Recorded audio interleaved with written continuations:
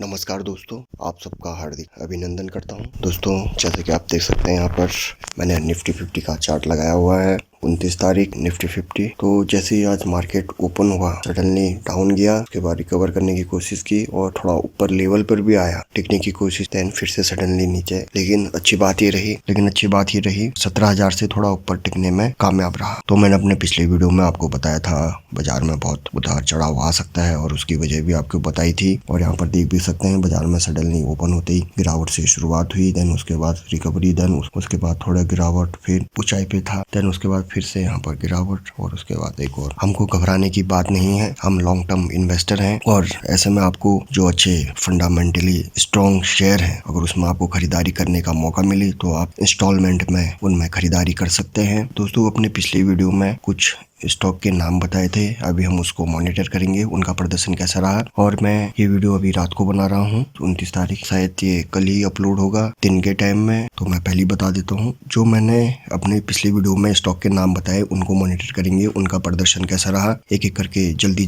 देखेंगे। मेट्रोपोलिस का प्रदर्शन आज ठीक ही रहा, 2.5% से ज्यादा की तेजी रही इसमें। इसके बाद हम देखेंगे अपोलो का प्रदर्शन कैसा रहा। तो दोस्तों, ये अपोलो हॉस्पिटल एंटरप्राइज लिमिटेड का मैंने चार्ट लगाया है 29 नवंबर। आज इसमें थोड़ी सी बढ़त रही, ओवरऑल ग्रीन में ही रहा, ज्यादा कोई उतनी खास मूवमेंट आई नहीं। इसको लेकर एक और अपडेट आ रही है, वो मैं आपको पिछले वीडियो में बताना भूल गया था। जो अमेजोन है वो अपोलो हॉस्पिटल से बात कर रही है पार्टनरशिप को लेकर, और किस चीज के लिए, जो फार्मेसी बिजनेस है उसके लिए इनसे संपर्क में है। ये जो अपडेट है वो रिपोर्ट और सोर्स के द्वारा आई है। जब कंफर्म हो जाएगी या इसमें आगे कुछ और अपडेट आएंगे इसके बारे में मैं आपको सूचित कर दूंगा। दोस्तों, कल मैंने डिवीज लैब के बारे में भी आपको बताया था कि इसमें नजर रखना। आज इसमें हल्की सी गिरावट रही, तो इसमें भी आप आगे भी नजर रखना, क्योंकि जैसे जैसे कोविड की खबर आएगी जितने भी फार्मा से संबंधित शेयर्स हैं उनमें तेजी आएगी। खासतौर से जो जितने भी डायग्नोस्टिक वाले शेयर हैं और उनमें तेजी आएगी। और साथ ही साथ केमिकल सेक्टर में भी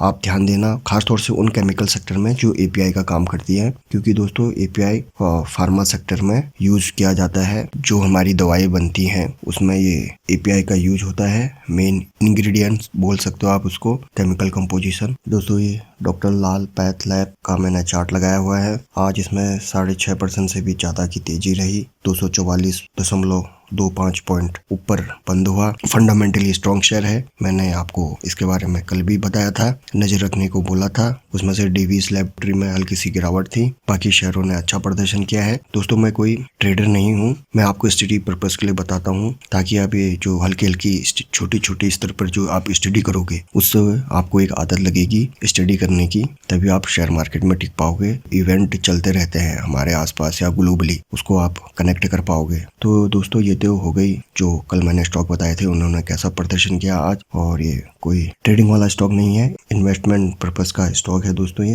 लेकिन इसमें उतार चढ़ाव बहुत आता है। आप इसके बारे में सोच सकते हैं, लेकिन लास्ट डिसीजन आपका होना चाहिए। दोस्तों, क्रिप्टो करेंसी को लेकर एक मजेदार बात सामने आ रही है, वो क्या है? Crypto token Omicron shores up in a value after new कोविड-19 variant given the same name. इसका मतलब क्या है दोस्तों? आपने नया जो कोविड का नया वेरिएंट है, अफ्रीकन वेरिएंट, उसको ओमिक्रॉन नाम दिया गया है। और आपको पता नहीं होगा, सेम ओमिक्रॉन नाम एक क्रिप्टो करेंसी का भी है। और ये इसमें न्यूज में यही बात बोली जा रही है कि जैसे ही कोविड-19 का जो नया वेरिएंट है उसका नाम ओमिक्रॉन रखा, तो जो क्रिप्टो करेंसी वाला ओमिक्रॉन है उसमें बहुत तेजी आ गई। और वो कितनी आई, मैं उसके बारे में आपको थोड़ी जानकारी दे दूंगा। दोस्तों, क्रिप्टो करेंसी के बारे में मैंने एक वीडियो बनाया है, डिटेल एनालिसिस तो नहीं किया है, लेकिन उसमें बेसिक जानकारी दी है। तो दोस्तों, जो मैं वहाँ पर बात कह रहा था कि ये कब ऊपर जाता है कब नीचे आता है कोई पता नहीं। अब ये कोविड-19 का नया नाम ओमिक्रॉन होने से जो क्रिप्टो करेंसी है ओमिक्रॉन, उसमें तेजी आ गई नाम सेम होने से। और सेम वाक्य हमारे शेयर मार्केट में भी हुआ था, अगर आपको याद है तो, जब देश में ऑक्सीजन को लेकर हाहाकार मचा था, ऑक्सीजन के अभाव में बहुत सारे लोग मृत्यु को प्राप्त हुए। तो उसमें जब ऑक्सीजन की कमी आई तो शेयर मार्केट में एक स्टॉक है बॉम्बे ऑक्सीजन, तो उसमें तेजी आ गई। और बाद में पता चला उसका सिर्फ नाम ही बॉम्बे ऑक्सीजन था, जबकि ऑक्सीजन से उसका कोई लेना देना नहीं था। क्रिप्टो करेंसी में कोई अपर लिमिट और लोअर लिमिट नहीं रहती, कितना भी ऊपर जा सकता है, कितना भी नीचे आप लगा सकते हो, आपके पैसे से 0 भी हो सकते हैं। और ये जो ओमिक्रॉन क्रिप्टो करेंसी है वो नवंबर में ही बनाई गई थी। मैंने आपको बोला था कि आप भी अपना क्रिप्टो करेंसी बना सकते हो। दोस्तों अब हम इसके जो ओमिक्रॉन क्रिप्टो करेंसी है, आप कंफ्यूज मत होना, क्रिप्टो करेंसी का नाम भी ओमिक्रॉन है और उसमें तेजी इसलिए आई क्योंकि WHO ने जो कोविड-19 का नया वेरिएंट है उसका नाम भी ओमिक्रॉन रखा। आप देख सकते हैं over the weekend an Ethereum based crypto currency named Omicron. ये इथेरियम बेस्ड क्रिप्टो करेंसी है। इथेरियम बहुत फेमस क्रिप्टो करेंसी है बिटकॉइन के बाद। Surge by 945%। बाप रे, आप देख सकते हो उसमें 945% की बढ़त आई in its value after the WHO name the new कोविड-19 वेरिएंट ओमिक्रॉन। तेजी किस वजह से आई? जब WHO ने जो कोविड-19 का नया वेरिएंट था उसका नाम ओमिक्रॉन दिया। और अगर आप इसको सर्च करोगे तो ये OMIC इसका एक्रोनिम है, इसको सर्च कर सकते हो। करंटली $576 के आसपास ट्रेड कर रहा है, जो कि होता है 43,000 के आसपास। तो देखा दोस्तों, क्रिप्टो करेंसी के बाजार में ऐसा चलता रहता है। तो आप अगर क्रिप्टो करेंसी में निवेश कर रहे हो तो एक बार जो सरकार का रुख है उसको स्पष्ट हो जाने दो, तत्पश्चात ही आप उसमें निवेश करो। क्रिप्टो करेंसी के बारे में एक और अपडेट दूंगा। जैसे कि मैंने अपने पिछले वीडियो में बोला था, आज से शीतकालीन सत्र आरंभ हो जाएगा।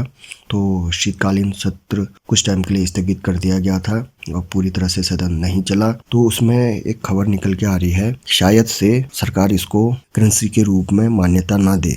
आप यहाँ पर देख सकते हैं crypto currency latest, no proposal to recognise bitcoin as currency in India says centre in Lok Sabha. यानी केंद्र सरकार ने लोकसभा में बोला है कि हम क्रिप्टो करेंसी को यानी बिटकॉइन को एक करेंसी नहीं मानेंगे। अभी खैर इसके बिल के बारे में अभी कोई जिक्र नहीं किया, शायद आने वाले टाइम में बिल भी आ सकता है। और जो मैंने आपको पिछले वीडियो में बताया था, प्राइवेट क्रिप्टो करेंसी पर शायद सरकार बैन लगा सकती है। पब्लिक क्रिप्टो करेंसी के ऊपर सरकार ने अभी कुछ नहीं बोला है। और ये क्रिप्टो करेंसी भी 2 प्रकार के होते हैं, प्राइवेट और पब्लिक। तो उसमें सरकार प्राइवेट क्रिप्टो करेंसी को शायद से बैन कर सकती है। और दोस्तों एक और एक्स्ट्रा न्यूज देना चाहूंगा, क्रिप्टो करेंसी में जो ब्लॉकचेन टेक्नोलॉजी यूज होती है, शायद RBI उससे प्रभावित होकर अपनी एक डिजिटल करेंसी भी निकाल सकती है। जो RBI निकालेगा ब्लॉकचेन टेक्नोलॉजी यूज करके, वो RBI की डिजिटल करेंसी होगी। ऐसा चाइना में भी हो चुका है, चाइना वालों ने भी अपनी डिजिटल करेंसी निकाली है। तो दोस्तों सरकार इसको करेंसी के रूप में क्यों नहीं मानेगी? क्योंकि सरकार का कहना है क्रिप्टो करेंसी के लेन देन पर हमारी कोई नजर नहीं रहती, हमारे पास कोई इसका डेटा अवेलेबल नहीं रहता। दोस्तों यहाँ पर आपको समझना होगा कि सरकार इसको करेंसी के रूप में मानने से क्यों इनकार कर रही है। क्योंकि सरकार का कहना है बिटकॉइन के ऊपर हमारी कोई निगरानी नहीं है और न ही बिटकॉइन में जो लेन देन होते हैं और उससे संबंधित हम डेटा पर नजर रखते हैं, ना ही बिटकॉइन से संबंधित लेन देन के डेटा हमारे पास है। आपने क्रिप्टो करेंसी खरीदी, कोई बेचेगा तभी आप खरीदोगे, तो आप दोनों के बीच में जो लेन देन हुआ क्रिप्टो करेंसी का वो किसी को पता नहीं चलेगा। ये इनक्रिप्टेड होता है क्योंकि क्रिप्टो करेंसी बाइनरी कोड में होते हैं और इसको कोई मॉनिटर नहीं कर सकता आसानी से। तो इसका यही फायदा है और यही प्लस पॉइंट है कि जो ट्रांजैक्शन होते हैं वो सिक्योर रहते हैं। यहाँ तक कि किसने क्या ट्रांजैक्शन किया, आपने किससे बिटकॉइन लिया, किसने किसको बिटकॉइन बेचा, इसका कोई रिकॉर्ड भी नहीं रहता, इसलिए इसको मॉनिटर करना मुश्किल है और यहाँ तक कि नाम भी पता नहीं चलता। इसी वजह से सरकार इसको करेंसी के रूप में नहीं मानेगी या मान्यता नहीं देगी। इसका यही प्लस पॉइंट इसके लिए वीक पॉइंट साबित हो गया। क्योंकि जैसा आपने देखा होगा, हम ऑनलाइन बैंकिंग या ऑफलाइन बैंकिंग से कोई भी ट्रांजैक्शन करते हैं, चाहे 1 रुपये से लेकर करोड़ों रुपए का, उस सबका रिकॉर्ड होता है दोस्तों। हर एक चीज का रिकॉर्ड होता है, मॉनिटर करते हैं। ये मॉनिटर इसलिए किया जाता है ताकि कोई इलीगल गतिविधि तो नहीं कर रहा ट्रांजैक्शन को लेके। शायद सरकार इसको लेके बिल ला सकती है, इसलिए शीतकालीन सत्र पर नजर रखना। आशा करता हूँ आपको वीडियो पसंद आया होगा। आप स्वस्थ रहें, खुश रहें, शेयर मार्केट से अच्छा मुनाफा कमाएं, एक सफल निवेशक बने। बहुत बहुत धन्यवाद।